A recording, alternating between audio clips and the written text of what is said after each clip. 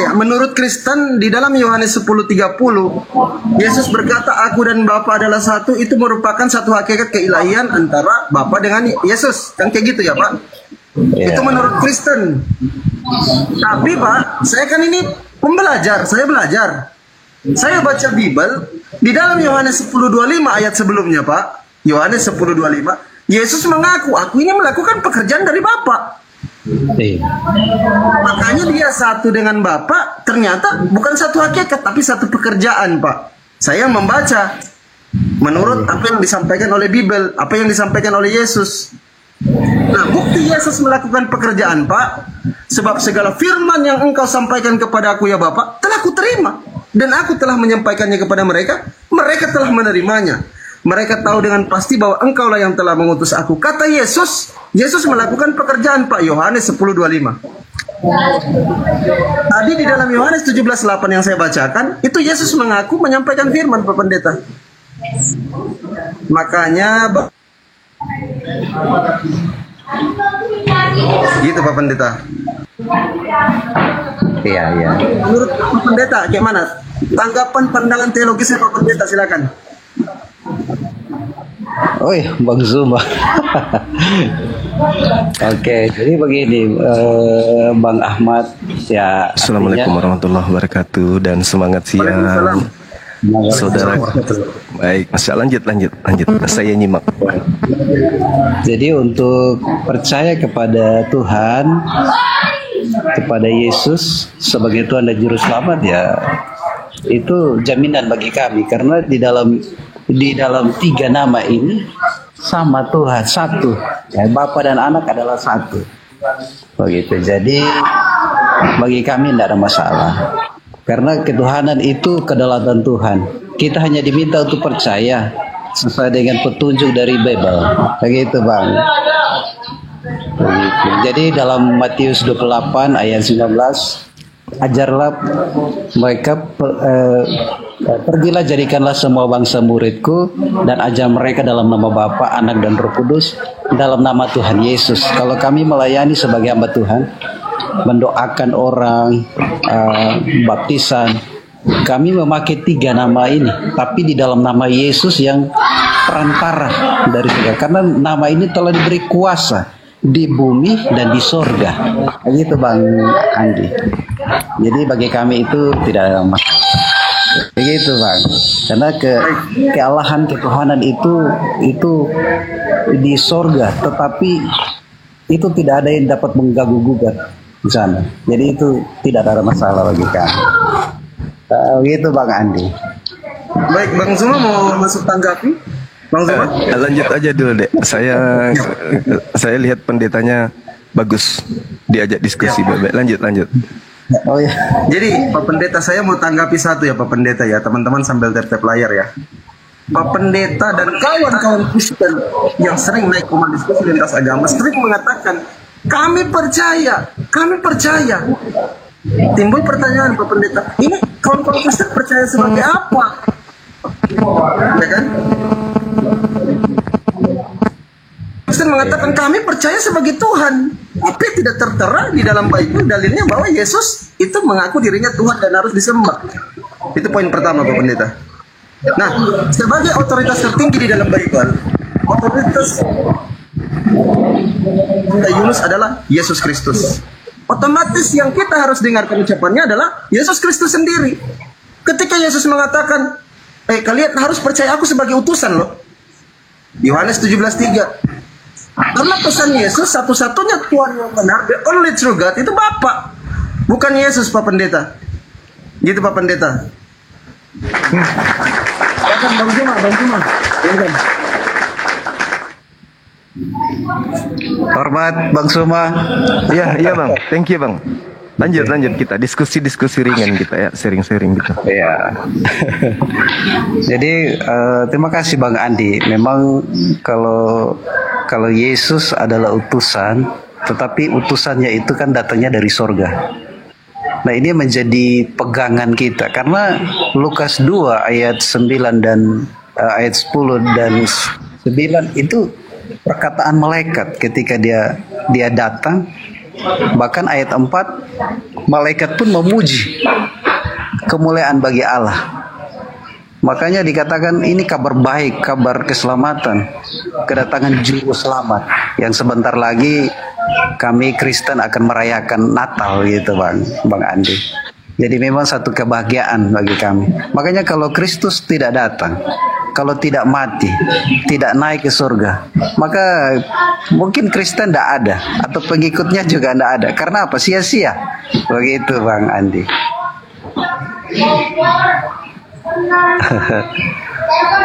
Bang Zumi kalau mau masuk silakan Kanda. Baik. Mohon izin ya, Saudara Bang Yunus. Jadi gini Bang, kalau di Islam itu kan pencipta langit dan bumi itu Ahad. Ahad itu artinya tunggal, tidak berbilang, tidak terbagi dan seterusnya. Artinya ketika Tuhan itu datang di atas muka bumi ini, maka yang datang itu adalah wakil-wakilnya. Kita sebutlah dengan sebutan Nabi, kita sebutlah dengan sebutan Rasul. Nah, Yesus sejak kemudian beliau melakukan penginjilan, dia mempersaksikan dirinya kemudian sebagai utusan. Bahkan dia mengatakan untuk memperoleh hidup kekal, dia harus diterima sebagai utusan. Itu penegasan beliau. Nah, yang perlu dipahami di sini adalah pengikut Yesus. Pengikut Yesus ini sudah pasti bukan Kristen. Itu dulu. Ya, mungkin Pak Pendeta ini akan dikagetkan dengan pernyataan saya. Karena Yesus itu pengikutnya ibadahnya Sabat. Tidak makan babi. Mereka orang-orang bersunat. Mereka orang yang mentahirkan diri. Mereka ketika ingin masuk ke sinagoge, mereka membasuh muka, membasuh tangan, membasuh kaki dan seterusnya. Dan yang pasti mereka adalah yang melakukan hukum Taurat itu dengan sepenuh hati. Makanya di dalam Matius 23, di situ Yesus mengatakan, jangan kau mengikuti orang-orang yang hanya berkata tentang hukum Taurat tapi mereka tidak mempraktekkan. Maka pengikut Yesus sudah pasti mempraktekkan. Nah, Yesus juga berpesan Bang, waspadalah kepada penyesat yang datang, ngaku-ngaku sebagai pengikut. Mereka adalah serigala yang buas. Kenapa dikatakan serigala buas? Karena mereka mengatasnamakan Yesus, tapi ajaran mereka bukan ajaran Yesus. Itu penilaian kami sebagai seorang Muslim kepada saudara Kristen, bahwa Kristen ini hanya membawa-bawa nama Yesus, tapi mereka sebenarnya bukan pengikut. Malah Kristen ini adalah anti terhadap Yesus. Dan mungkin kita bisa diskusikan ini dengan pelan-pelan. Silakan. Ya, dibuka mute-nya dulu Pak Pendeta. Dibuka mute-nya. Itu mute-nya masih ke mute. Nah, kalau habis ngomong nanti sebentar di mute lagi biar tidak berisik. Lanjut. Ya, terima kasih Bang Fandi, Bang Suma. Siap. Kita cuma luruskan, memang pengikut Kristus itu memang pengikut, ikut ajarannya, ikut kehidupannya. Makanya 1 Yohanes 2 ayat 6 itu, kalau engkau pengikut Kristus ya wajib hidup seperti Kristus. Dan menjadi pengikut Kristus itu kan apa? Bukan kita yang memilih, Dia yang telah memilih kita sebelum dunia dijadikan, Dia sudah memilih. Itu ya makanya jadi kerennya pengikut Kristus, karena bukan kita yang memilih awalnya, Tuhanlah yang memilih kita. Begitu. Maka kalau kita bisa percaya Tuhan itu anugerah. Karena tidak semua orang dipanggil untuk diselamatkan. Banyak dipanggil tapi cuma sedikit yang terpilih. Sampai sekarang kita sering dengar Bang Suma bicara tentang Kristen, tetapi belum semua itu bisa mengerti pekerjaan Yesus. Tetapi orang-orang khusus yang mengerti pekerjaan Yesus. Jadi ya kita paham saja teman-teman Muslim bicara Kristen, karena memang belum mengerti pekerjaan Tuhan. Jadi itulah ya kita hanya mengerti saja semua karena kasih karunia kalau kita ada. begitu sampai saat ini. Oh iya. Ya, silakan Bang Zuma. Uni, assalamualaikum Uni. Uni Ya, cantik. Lanjut dulu aja. Waalaikumsalam Nyimak. warahmatullahi wabarakatuh. Ya, jadi kalau saya melihat nih kesimpulan saya nih Bang, kesimpulan saya nih bahwa Kristen ini adalah anti Yesus. Yang dijalankan dalam kehidupan kekristenan itu bukan ajaran Yesus, tetapi mereka menjual nama Yesus. Itu kesimpulan saya. Dan saya bisa membuktikan itu. Ketika saudara mengatakan di dalam kitab saudara 2 Yohanes 1 nomor 6, barang siapa yang mengaku Yesus ada dalam dirinya, maka dia wajib hidup sama seperti Yesus hidup. Sekarang mari kita lihat, apakah Yesus hidup sebagai Kristen atau Yesus hidup sebagai Yudaism? Itu dulu.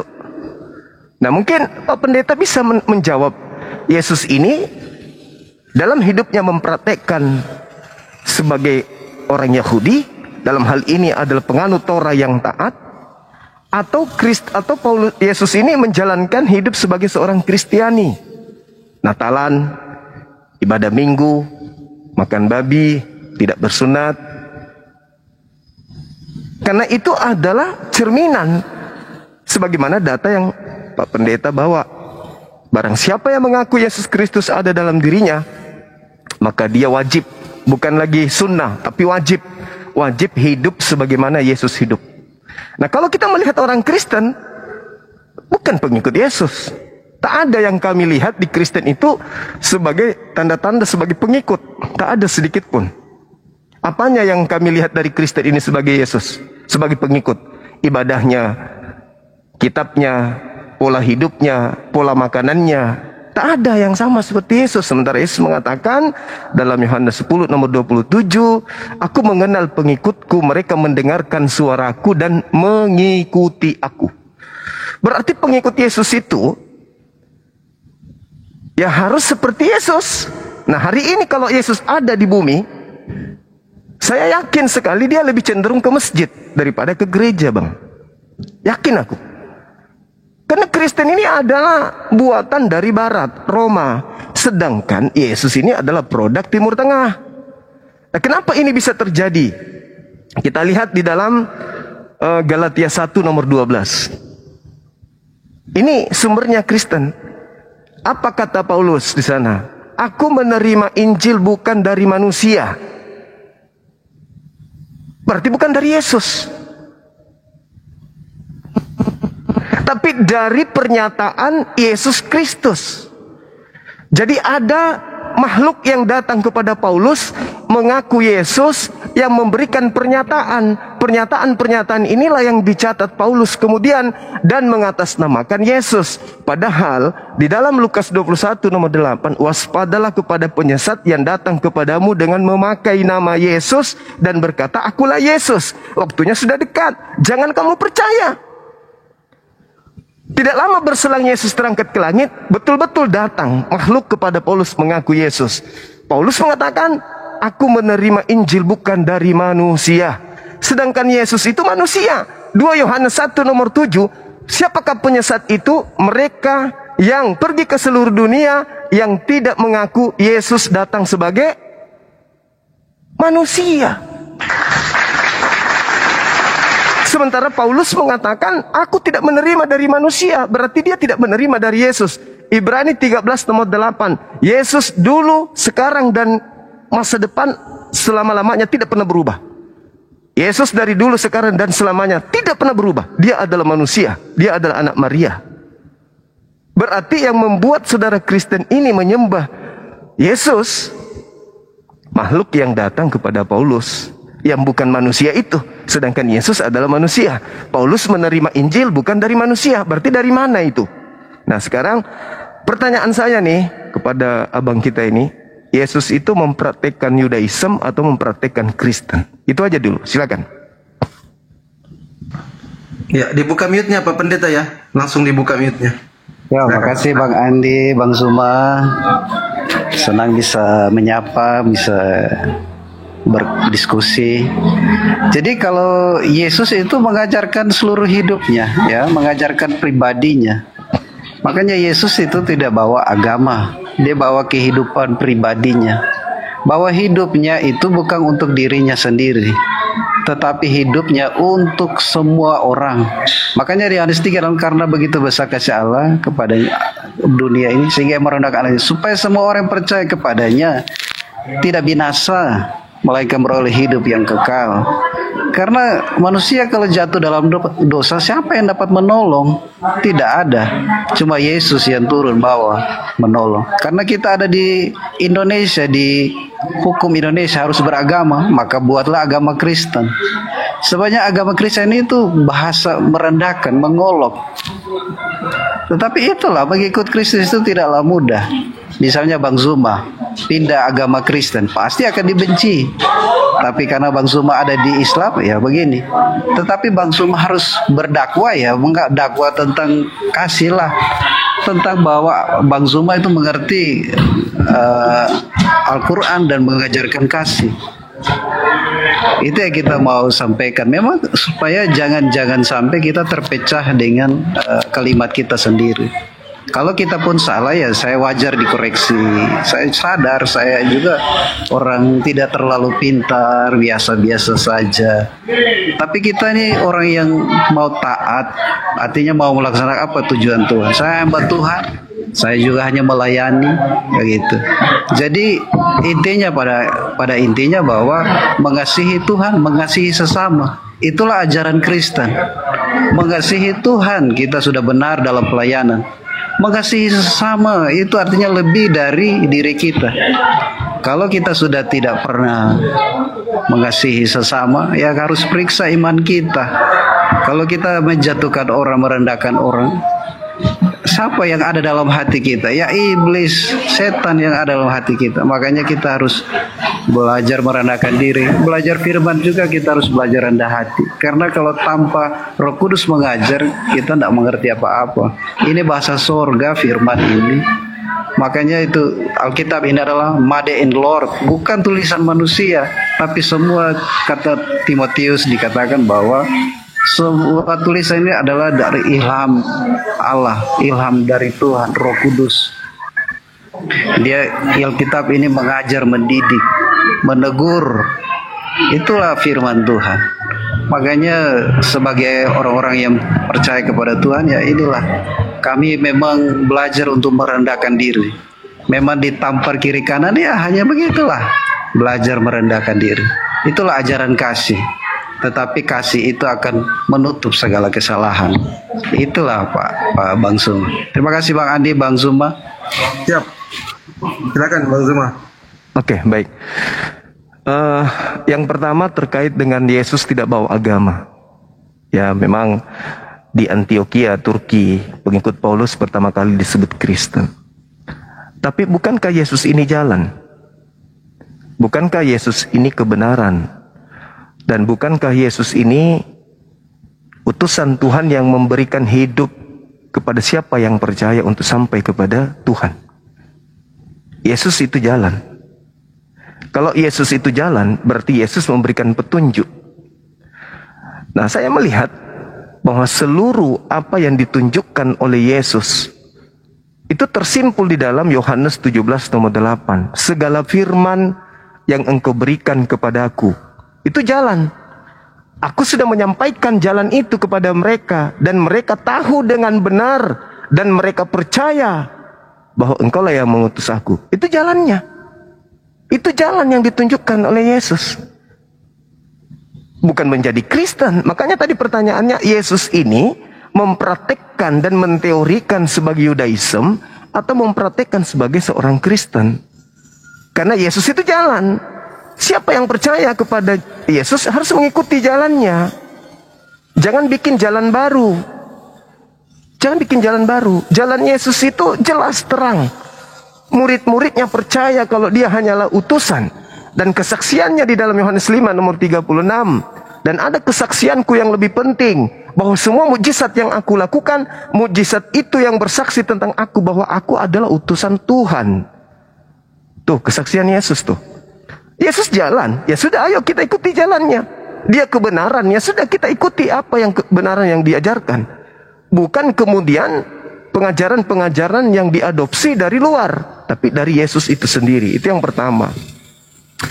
Kemudian yang kedua tadi, terkait dengan kasih. Sebenarnya di Kristen itu, Pak Pendeta, itu tidak ada ajaran kasih. Karena kasih itu tertuang di dalam Matius 22, nomor 38 dan seterusnya. Bagaimana kasih itu kemudian implementasinya tersimpul di dalam hukum terutama dan utama. Hukum pertama adalah kasih kepada Elohim, yang kedua kasih kepada sesama manusia.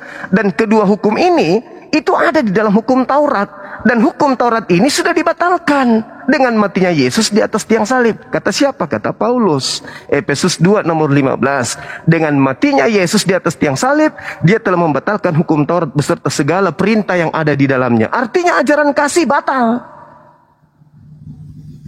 Batal kasih itu, karena sudah dibatalin dengan matinya Yesus. Nah kemudian, apa buktinya bahwa Kristen ini tidak ada kasih? Kasih kepada Elohim, kasih kepada Tuhan, Anda boleh lihat di dalam Ulangan 11 nomor 1. Kasih kepada Tuhan itu adalah taat, mengikuti perintah, setia, menjalankan segala tuntunan, ketentuan, hukum-hukum, perintah yang Tuhan berikan kemudian melalui para nabinya. Nabi Musa alaihissalam. Apakah Kristen menjalankan? Tidak. Kasih kepada Tuhan gagal Kristen itu. Yosua 22, Yosua 25 jelas sekali dikatakan di sana apa? Bahwasanya kasih itu adalah engkau dengan setia menjalankan segala ketetapan, ketentuan, hukum-hukum yang diperintahkan. Ya diperintahkan kepada Nabi Musa. Engkau dengan setia, dengan hatimu, segenap hatimu menjalankan segala ketetapan itu. Kristen enggak lagi, Bang. Kristen enggak menjalankan lagi ketetapan-ketetapan itu. Kristen mengikuti Paulus, Ibrani 6 nomor 1, marilah kita meninggalkan hukum-hukum yang lama menuju kepada hukum baru. Apa itu? Ya seperti Kristen, hukum baru. Kemudian kasih kepada manusia. Kasih kepada manusia itu adalah mengajarkan jemaat untuk menjalankan segala aktivitas, rutinitas, ritual berdasarkan dengan perintah-perintah Tuhan. Sedangkan Kristen ibadah minggu, perintah siapa? Natalan, perintah siapa? Tidak bersunat, perintah siapa? Makan babi, perintah siapa? Menyembah Yesus, perintah siapa? Kalau Anda tidak mengajarkan perintah-perintah Tuhan kepada anak Anda, istri Anda, jemaat Anda, Anda bukan mengasihi mereka, Anda membinasakan mereka. Matius 5 nomor 19. Barang siapa yang menghilangkan, meniadakan setitik pun dari hukum Taurat, meskipun yang paling terkecil, lalu mengajarkan kepada orang lain, maka dia menempati tempat yang paling hina di kerajaan langit. Coba Anda baca Kolose 2. Apa yang dikatakan Paulus? Jangan lagi kau mau tunduk ke perintah-perintah manusia. Jangan lagi kau tunduk kepada perintah-perintah yang lama. Bahkan di dalam Filipi 3, Paulus mengajarkan bahwa hukum Taurat itu adalah sampah, tinja, skubalon yang harus ditinggalkan. Makanya orang Kristen ini tidak ada yang menjalankan hukum Taurat. Contoh nih, contoh. Hukum pertama di Taurat itu apa? Jangan ada ilah lain di hadapanku. Kristen bikin ilah baru. Namanya Yesus. Keluaran 31 nomor 14. Siapapun yang tidak kemudian menjalankan dan mengkuduskan hari Sabat, wajib dibunuh. Kejadian 17 nomor 14. Orang yang tidak bersunat, bunuh. Karena dia telah membatalkan hukum Tauratku. Imamat 11 nomor 7. Jangan engkau makan babi. Haram itu bagimu. Kristen jalankan? Tidak. Terus apa yang Kristen jalankan? Ya perintah manusia. Perintah manusia. Makanya saya katakan, mohon maaf nih, Kristen itu adalah agama yang anti terhadap ajaran para nabi.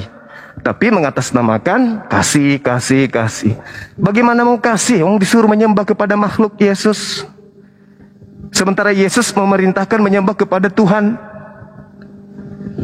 Coba Yohanes 17 nomor 3. Kata Yesus, Yesus, Bagaimana caranya supaya aku bisa mendapatkan hidup yang kekal, surga? Kenali aku sebagai utusan. Kenali dia sebagai satu-satunya Tuhan. La ilaha illallah, ana Rasulullah. Tapi kalau Kristen, yang tadinya Tuhan, abad pertama, bukan abad pertama, karena pada abad pertama Yesus mengajarkan dirinya utusan. Abad keempat, utusan Tuhan menjadi Tuhan juga. Sekira begitu, saudara. Ya, ini diskusi ringan aja. Silakan Anda bantah dan Anda luruskan. Anda punya hak jawab. Saya hanya membantu untuk menyampaikan. Karena kalau kita mengkaji lebih dalam lagi, ya sebenarnya pengikut Yesus itu kami, Islam ini, bukan Kristen. Silakan, Pak. Ya, terima kasih Bang Zuma, Bang Andi. Jadi apapun pemikiran dari Bang Zuma, Yesus dan Bapa adalah satu, tetap mengajarkan kasih. Begitupun saya diajar untuk mengasihi sesama, termasuk Bang Zuma, Bang Andi, semuanya. Ya, walaupun Bang Zuma ini viral sekarang hari-hari ini, tetapi kita diajarkan untuk berdoa buat Bang Zuma, Bang Andi, semua. Kita diajarkan itu untuk berdoa bagi mereka. Ya. Mungkin belum waktunya. Kalau mau lihat latar belakang kehidupan dari saya, ya orang juga yang mudah emosi, marah. Tetapi Tuhan sudah ubahkan menjadi orang yang luar biasa. Nah, ini artinya bahwa Tuhan itu tinggal dalam saya untuk mengasihi Bang Zuma, Bang Andi, semuanya. Mendoakan, ya. Apalagi saya ada di Indonesia ini, berdoa buat semua bangsa Indonesia. Itulah ajaran kasih. Apapun Bang Zuma mau bantah bagaimana, Yesus telah membuktikan kasihnya. Dia rela mati, taat sampai mati, supaya semua yang percaya kepadanya tidak binasa, tetapi memperoleh hidup yang kekal. Ya, kalau kita masih hidup hari ini, kita harus memberitakan kebaikan Tuhan. Inilah perintah Tuhan. Rela mati untuk banyak orang. Itulah prinsip Tuhan. Rela mati untuk semua manusia. Inilah bentuk kasih. Tidak ada orang kasih yang memberikan nyawanya. Cuma Tuhan Yesus yang mati memberikan nyawanya dan naik ke surga. Jadi ini luar biasa, keren sekali Tuhan Yesus ini. Makanya apapun yang Bang Zuma pikirkan, ya saya maklum karena dari agama yang berbeda, roh yang berbeda, hati yang berbeda.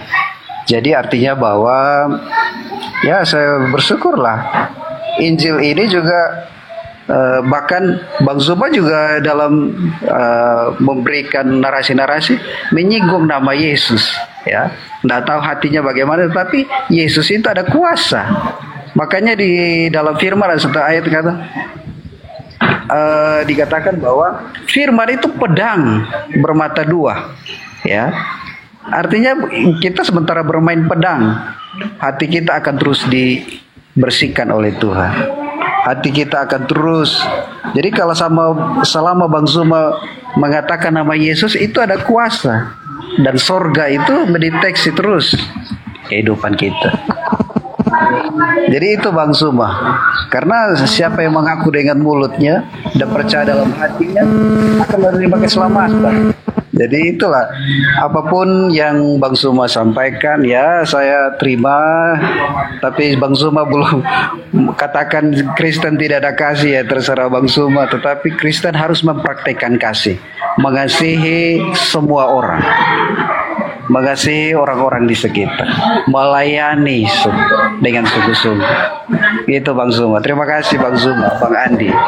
Baik Bang, baik. Agama Hindu, agama Buddha, bahkan mereka yang ateis pun itu mempraktekkan ajaran Kristen yang disebut kasih itu. Islam juga demikian. Tapi yang disebut kasih kepada Elohim, kasih kepada Tuhan, itu taat kepada perintah Tuhan, bukan bermanis-manis ria. Kasih kepada manusia, mengajarkan manusia menjalankan perintah Tuhan. Itu baru kasih. Yesus sudah memberikan gambaran kok. Matius 5 nomor 19. Barang siapa yang meniadakan hukum Taurat, meskipun yang paling terkecil, lalu mengajarkan kepada orang lain juga hal yang sama, maka dia akan menempati tempat terhina di kerajaan langit. Itu Yesus loh yang mengatakan itu. Jadi kasih itu bukan berarti membantu orang, senyum kepada orang, dan seterusnya. Bukan yang kayak gitu. Itu hanya sebatas, itu manusiawi. Semua manusia bisa melakukan itu. Tapi yang disebut kasih kepada Elohim, kasih kepada Tuhan, itu menjalankan, mentaati segala perintah-perintah yang datang dari Tuhan. Itu yang harus dijalankan. Dan kasih kepada manusia, mengambil perintah Tuhan ini, lalu kita khotbahkan kepada manusia lain, supaya mereka juga taat kepada perintah Tuhan. Dengan taat kepada perintah Tuhan, kita sudah kasih kepada Tuhan dan kasih kepada sesama manusia. Sedangkan Kristen ini tidak lagi menjalankan perintah Tuhan. Nah, ada 3 komponen. 1, 2, ya ada 3 komponen. Yang pertama Al-Quran, Bang. Al-Quran mengatakan bahwasanya innama jazaa'ul ladina yuharibun Allah. Hukuman bagi orang yang memerangi Allah wa rasuluh, dan utusan Allah. Dan Allah mengatakan mereka membuat kerusakan di atas muka bumi. Apa hukuman mereka? Disalib. Jadi orang yang membenci Allah, orang yang membenci Tuhannya Abraham, Ishak dan Yakub, dan orang yang membenci Yesus, hukumannya adalah salib. Ulangan 21 nomor 22 sampai nomor 23. Itu yang kedua. Barang siapa yang melakukan perbuatan dosa yang sepadan dengan hukuman mati. Jangan dibesarin begini, Dek, nggak pede saya. Ya. Lalu kau hukum dia. Jangan kau biarkan mayatnya semalam-malaman, sebab orang yang dikutuk oleh Elohim, tidak boleh mayatnya menyentuh tanah yang diwariskan Elohim kepadamu. Tuh, 2. Jadi yang dikutuk dan yang digantung ini adalah orang yang dikutuk Elohim. Kata Ulangan. Kata Al-Quran, orang yang membenci Elohim, Allah, pencipta langit dan bumi, dan membenci utusannya, dan membuat kerusakan juga. Di dalam Al-Quran diterangkan juga disalib. Yang membenci Allah dan memusuhi utusan Allah, itu yang disalib. Ulangan 21 nomor 22-23, yang dihukum salib adalah yang berbuat dosa dan yang dikutuk oleh Elohim. Yang ketiga nih, Paulus, Galatia 3 nomor 13. Orang yang diurapi itu telah mati untuk kita dengan menebus hukum Taurat dengan jalan menjadi kutub. 3 kitab yang mengatakan yang Anda sembah itu adalah orang yang terkutuk. Al-Quran, Torah, dan juga Perjanjian Baru suratnya Paulus. Itu dalil, Bang, itu dalil. Makanya saya tampil menyampaikan bahwa Yesusnya umat Islam, yaitu Nabi Isa, itu tidak terkutuk, tidak pernah melakukan dosa, tidak pernah mati untuk dosa-dosa orang Roma dan Yunani. Kristen Indonesia itu belakangan muncul. Yang pertama itu orang-orang Roma, penyembah-penyembah dewa. Masakan Nabi yang diutus kepada Bani Israel, yang dikasihi oleh Elohim, yang disayangi oleh Elohim, yang suci, mati digantung terkutuk untuk dosa-dosa bangsa Roma. Itu mustahil. Jadi sangat berat meloloskan ajaran Kristen ini untuk sampai tembus kepada poin kebenaran akal. Karena tertolak oleh 3 kitab. Al-Quran mengatakan yang disalib itu adalah pendosa. Taurat mengatakan yang disalib itu adalah pendosa. Paulus mengatakan yang disalib itu adalah orang terkutuk. Muncul Kristen di abad keempat kemudian mengajarkan penyaliban itu adalah penebusan dosa. Nah, ini yang Kristen kehilangan arah ketika mengatakan penebus dosa itu adalah manusia. Karena di Imamat 1 nomor 2, penebus dosa itu adalah hewan. Al-Quran surah Al-Hajj ayat 34 juga hewan. Hanya Kristen yang beda, manusia, bahkan Tuhannya yang jadi korban di atas salib untuk nebus dosa-dosa. Memang agak lain Kristen ini. Seperti itu, Bang, silakan.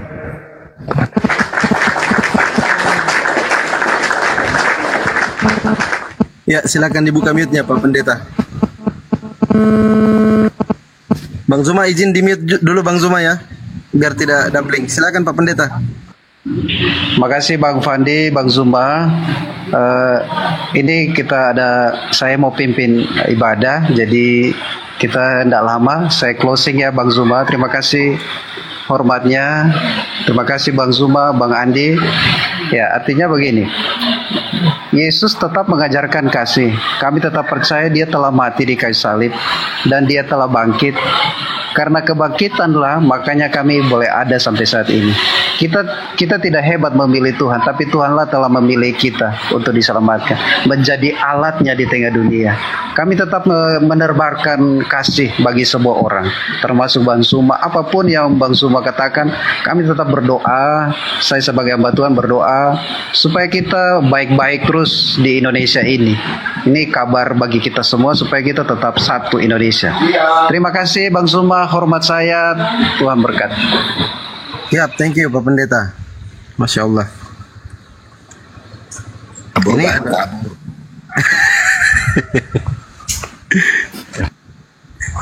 ini ada. Assalamualaikum. Waalaikumsalam. Waalaikumsalam warahmatullahi wabarakatuh. Ini ada lagi pendeta ini, Pak Pendeta Petrus Suat ini yang kemarin pergi ya, ada kegiatan. Pak Pendeta silakan dibuka mute-nya. Selamat siang. Ya, selamat siang. Iya, siap. Agak rajin pendeta main ke sini ya. Alhamdulillah. Silakan. Sur kita, sur.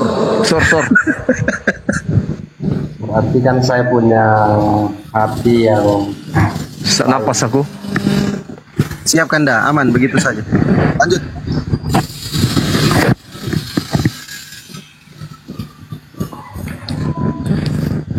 Silakan Pak Pendeta Petrus.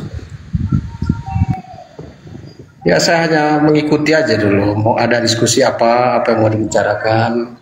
Mungkin mau ditanggapi Pak tadi narasi Bang Zuma, Kristen sebenarnya tidak mengikuti ajaran Yesus. Gimana menurut Pak Pendeta Peter Suat? Kristen sebenarnya tidak mengikuti ajaran Yesus. Kalau boleh tahu, statement ini dibuat berdasarkan apa? Bang Zuma mau Ya. Yang pertama Bang, Yesus mengatakan waspadalah kepada penyesat. Waspadalah kepada nabi-nabi palsu yang datang kepadamu menyamar seperti domba, tapi sebenarnya mereka adalah serigala buas.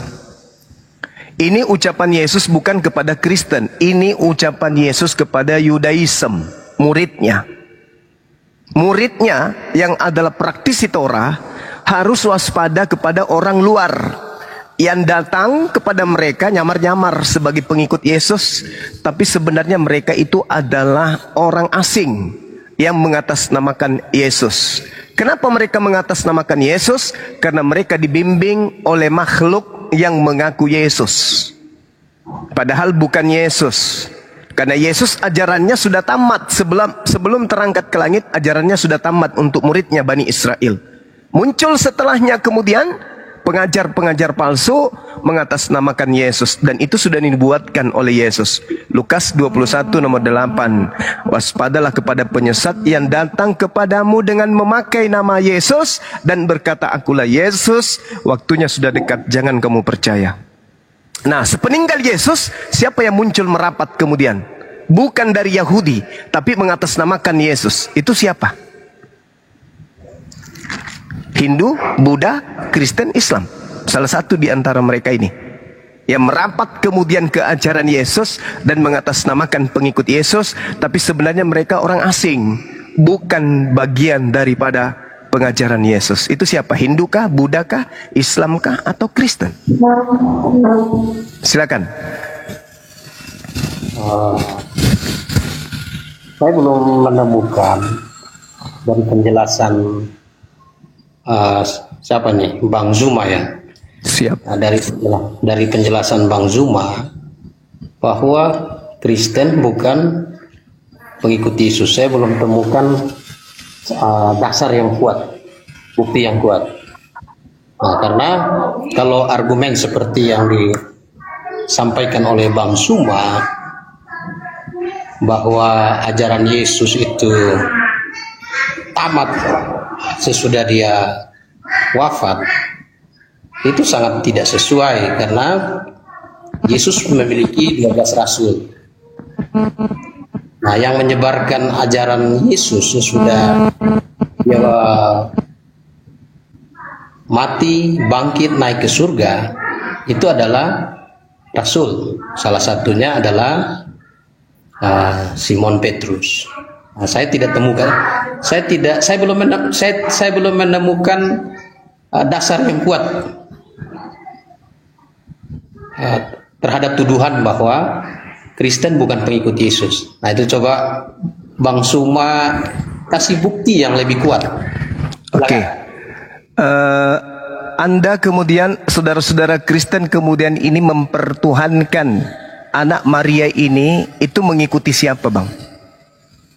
Itu dulu, karena Yesus ketika mengajar di tengah-tengah muridnya Bani Israel, itu mengajarkan menyembah kepada Tuhannya Musa.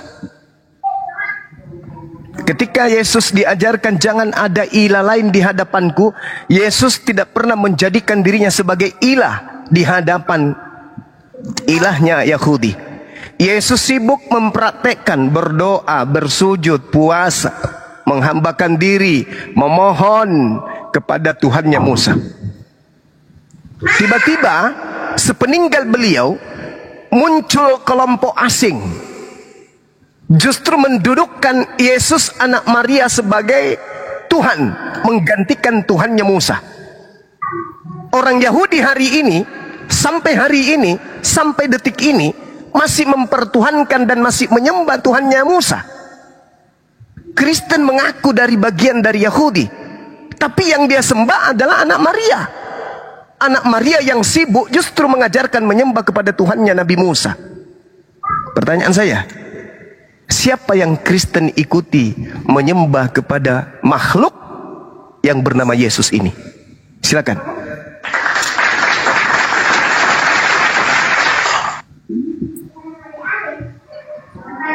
Ya, saya sampai sekarang belum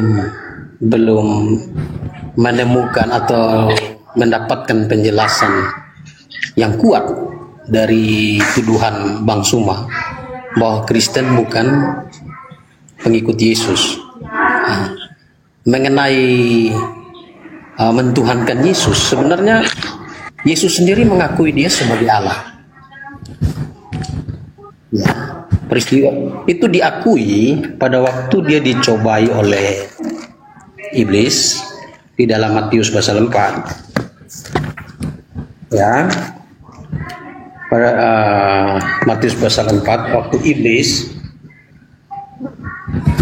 datang kepada Yesus untuk mencobai dia, Matius 4 ayat 6 sampai 7. Lalu berkata kepadanya, jika engkau anak Allah, jatuhkanlah dirimu ke bawah, sebab ada tertulis mengenai engkau, ia akan memerintahkan malaikat-malaikatnya, dan mereka akan menatang engkau di atas tangannya, supaya kakimu jangan terantuk kepada batu. Yesus berkata kepadanya, ada pula tertulis, jangan engkau mencobai Tuhan Allahmu. Jadi itu pengakuan Yesus secara implisit bahwa dia adalah Tuhan dan Allah. Jadi itu ada dasarnya. Nah, yang jadi pertanyaan saya sampai sekarang, Bang Zuma belum bisa membuktikan tuduhan bahwa Kristen bukan pengikut Yesus. Dasarnya itu apa? Silahkan. Maaf, tadi saya tidak mendengarkan penjelasan terakhir. Ya, penjelasan terakhir itu kan tadi Ya. Bang Suma katakan ya mengenai keilahian dan ketuhanan Yesus.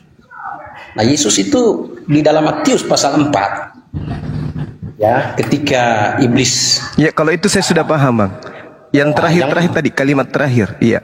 Ada pertanyaan kah atau gimana? Saya tidak mendengar. Nah, saya bertanya, kalimat terakhir saya bertanya. Saya belum menemukan dari penjelasan Bang Suma Oke. Ada dasar-dasar yang kuat untuk membuktikan pernyataan Bang Suma bahwa Kristen bukan pengikut Yesus. Silakan. Oke. Yesus itu ibadahnya hari Sabat. Kristen ibadahnya hari Minggu. Dari sini aja kalau saudara mau jujur, apakah itu membuktikan bahwa kalian pengikut Yesus? Siapa yang ngajarin ibadah hari Minggu? Yesus. Mana dalilnya? Yesus mempraktikkan ibadahnya Sabtu. Yesus sunat. Kristen dilarang bersunat. Yesus puasa. Kristen mana ada puasa? Yesus sujud. Kristen mana ada sujud? Yesus tidak makan babi.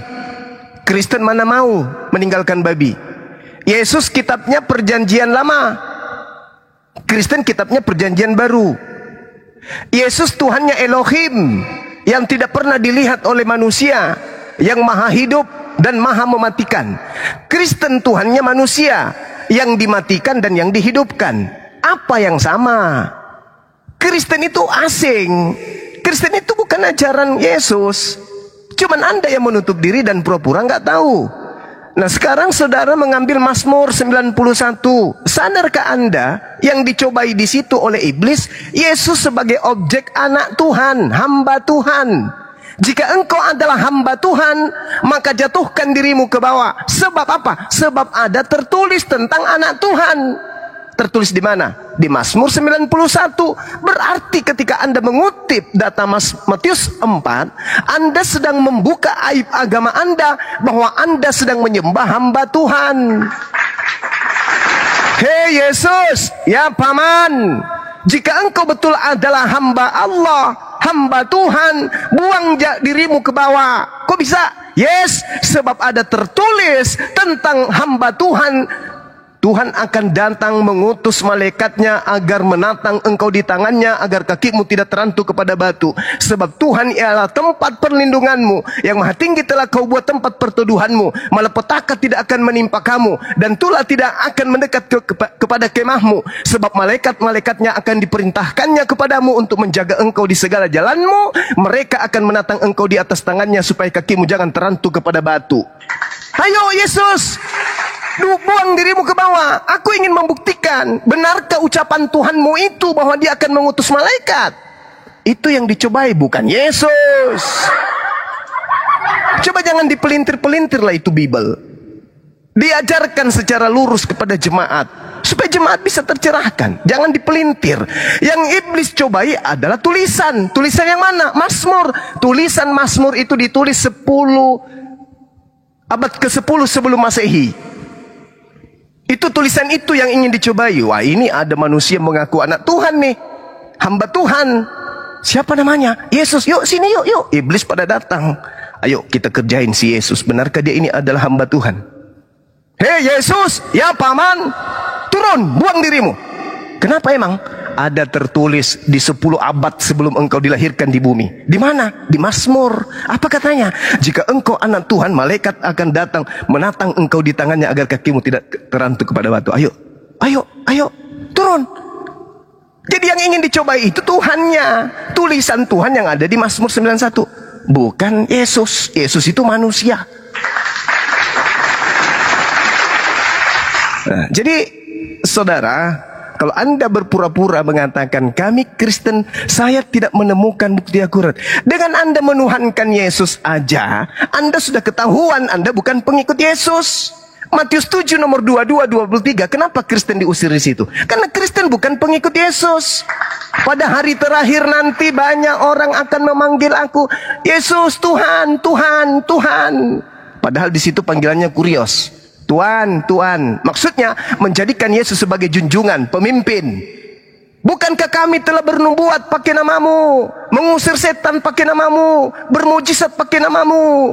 Siapa mereka ini? Kristen. Apa kata Yesus? Pada hari itulah aku akan berterus terang kepada mereka, enyahlah daripadaku, kalian semua pembuat kejahatan, kalian semua aku tidak kenal. Apa enggak malu digituin sama Yesus? Masih juga berpura-pura. Aku belum menemukan hal yang membuktikan bahwa Kristen bukan pengikut Yesus. Walah, dengan Anda menjadi Kristen membuktikan Anda bukan pengikut Yesus. Pengikut Yesus itu Yudaism, mereka penganut Torah. Coba Anda lihat dalam 1 Yohanes 2 nomor 6. Barang siapa yang berkata Yesus ada di dalam dirinya, maka dia wajib hidup sebagaimana Yesus hidup. Yesus ketika hidup Kristen atau Yahudi? Yahudi. Nah, kalian hidup sebagai apa? Sebagai Kristen. Apakah Anda pengikut? Bukan. Kalian penyamar. Kalianlah yang dinubuatkan Yesus. Waspadalah kepada serigala buas yang datang kepadamu dengan menyamar sebagai pengikutku, padahal mereka adalah serigala yang buas. Siapa itu? Kristen.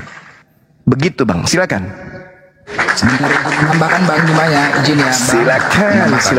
Silakan. Jadi Bang Pendeta, jadi gini, gak usah jauh-jauh lah. Aku bertanya sama teman Kristen, kalian pengikut Yesus ya? Oh iya, kami bukan agama Kristen, pengikut. Setahu aku pengikut itu contoh nih kan, aku nih sebagai ketua, kau ngikutin ketua, ikutin apa yang kuperintahkan, ikutin ya.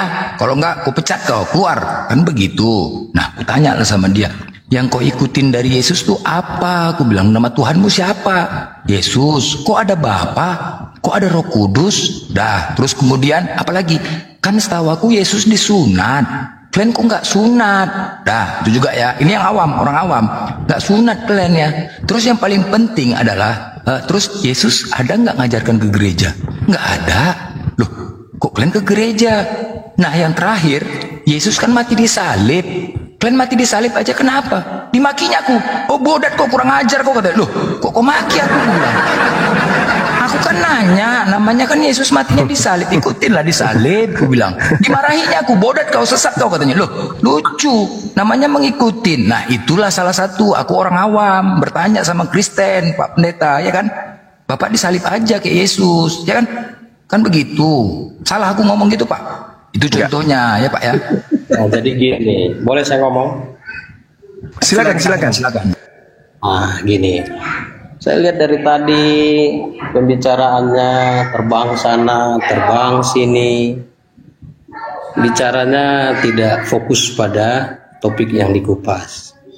Kita mau bicara item apa? Kalau berbicara yang tadi Bang Suma bilang mengutip Mazmur, itu iblis yang datang. Tapi apa jawaban Yesus? Nah, kita fokus di teks. Matius 4 ayat 7.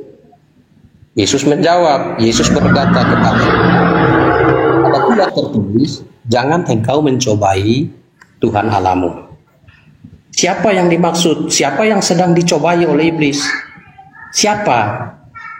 Yesus.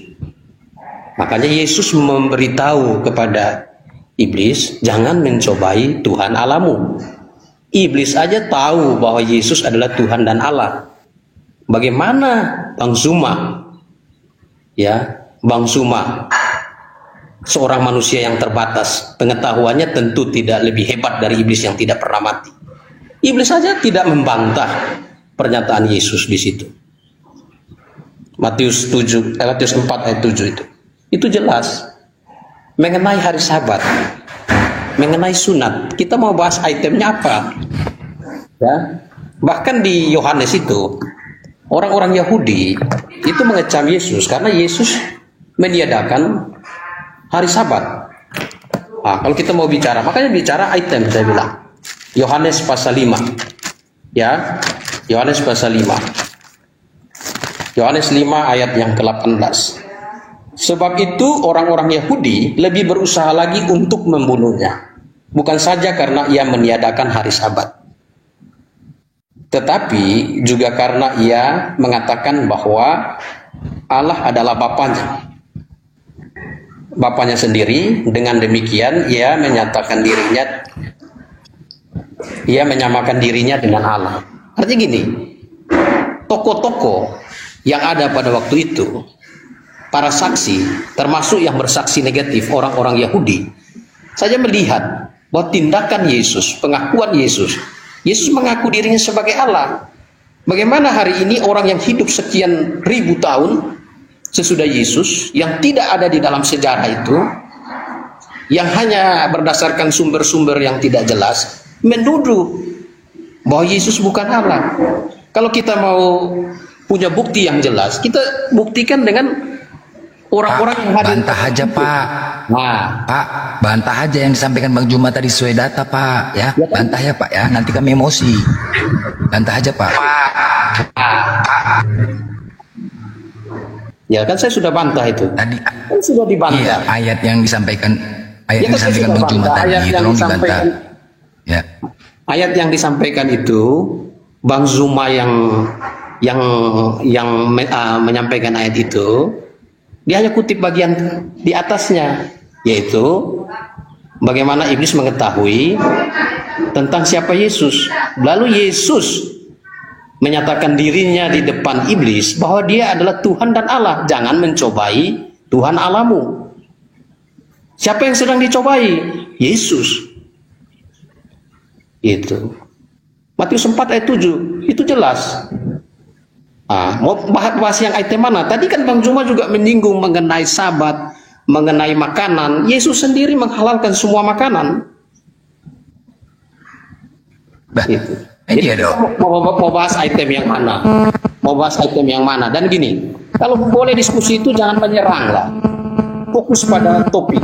Menyerang Anda pendeta, Anda Kristen, Anda ini itu sesuatu yang apa ya? Saya bilang sesuatu yang sifatnya. Udah. Gantian Pak Pendeta, gantian. Nggak usah curhat. Silakan Bang Zuma. Silakan. Ya, oke. Saya ingin mengerucutkan masalah dan saya minta saudara jujur. Jangan bohong karena takut kehilangan perpuluhan. Matius 16 nomor 18. Aku Yesus berkata kepadamu, engkau adalah Petrus, Kepas, dan di atas batu karang ini aku akan mendirikan jemaatku, dan alam maut tidak akan menguasainya. Pertanyaan saya, jemaat yang didirikan oleh Kepas, Petrus, atas perintah Yesus ini, itu jemaatnya pemakan babi atau bukan? Jawab. Jawab dulu. Jemaat mula-mula yang dibentuk oleh Yesus yang diberikan kepada Petrus, mereka orang-orang bersunat atau tidak bersunat, mereka pemakan babi atau bukan? Jawab. Pemakan babi. Dasar penipu, pembohong. Mana ada murid Yesus makan babi? Mana ada orang Yahudi makan babi? Alamak, ini pendeta kah? Pendeta kan, pendeta. Ini bukan pendeta, ini pendusta ini. Pendusta. Kan kamu belum tahu alasannya. Kamu belum tahu pendusta. alasannya kenapa Kamu sudah jangan makan bergelar pendeta, pendesta lebih cocok. Mana ada jemaat-jemaat Yesus pertama kali makan babi tidak bersunat? Nenekmu yang mana yang ngajarin kau? Suma. Hei, pendesta, nenekmu yang mana yang ngajarin kamu? Nenekmu yang mana yang ngajarin kamu, pendesta, bahwa jemaat mula-mula pengikut Yesus itu adalah orang-orang yang tidak bersunat? Enggak boleh dibiarkan meskipun dia pendesta. Kalau cuma mendusta jangan dibiarkan. Kalian ini gimana sih? Jangan karena perpuluhan orang ini dibiarkan berbohong. Siapa yang pendusta? Ini pendusta. Dia bilang jemaat mula-mula yang didirikan oleh Yesus adalah orang-orang pemakan babi. Yang pendusta siapa? Itu tuh, ini pendetamu nih. Demi duit. Yang pendusta siapa? Ini pendetamu barusan. Kutanya lagi sekali lagi. Jemaat mula-mula yang didirikan oleh Yesus, apakah mereka orang bersunat atau orang tidak bersunat? Jawab.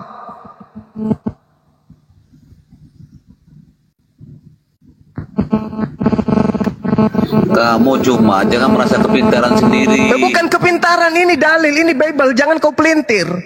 Jangan mentang-mentang karena kau pendeta, kau merasa punya hak untuk berdusta. Jemaat mula-mula yang didirikan oleh Yesus, diam.